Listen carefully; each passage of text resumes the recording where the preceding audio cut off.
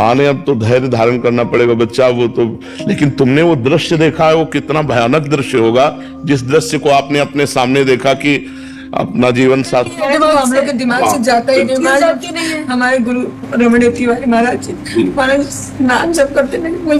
हाँ बिल्कुल नहीं, आप चर्चा कर रहे तो हमारा हृदय व्यथित हो रहा है। वो कई दिन व्यथित रहा, जो हमने घटना सुनी कई दिन व्यथित रहा, जैसे आप फिर ताजा हो गया। आप तो दृश्य देखे कि तो पति गए हैं, पुत्र गए हैं, अपने लोग तो केवल सुनकर तो भी हृदय व्यथित हो जाता है। पर आपको धैर्यवान बनना चाहिए। हम लोग का मन बहुत नहीं, अब धैर्यवान बनो। रोने से या व्यथित होने से, डिस्टर्ब होने से अब हाथ तो कुछ लगेगा नहीं।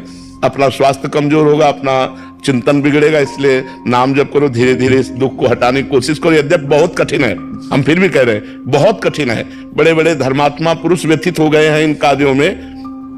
भगवान का 14 वर्ष का जीव ही वनवास का कई दिन दृढ़, तो भगवान के वियोग में दशरथ जी के प्राण चले गए।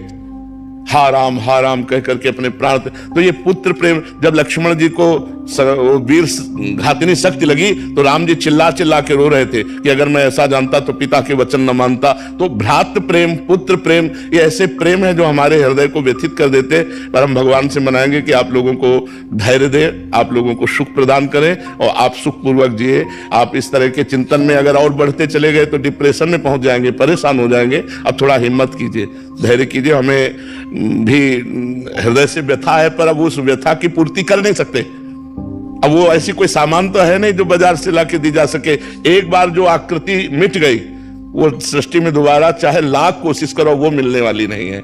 अब वो पुत्र मिलने वाला नहीं, चाहे हम तुम दिन भर बैठकर रोएं या दिन भर बैठकर भगवान से प्रार्थना करें, अब वो दोबारा नहीं आ सकता। तो हमें चाहिए धैर्य पूर्वक नाम जप करें और अपने हृदय को संतुष्ट करें।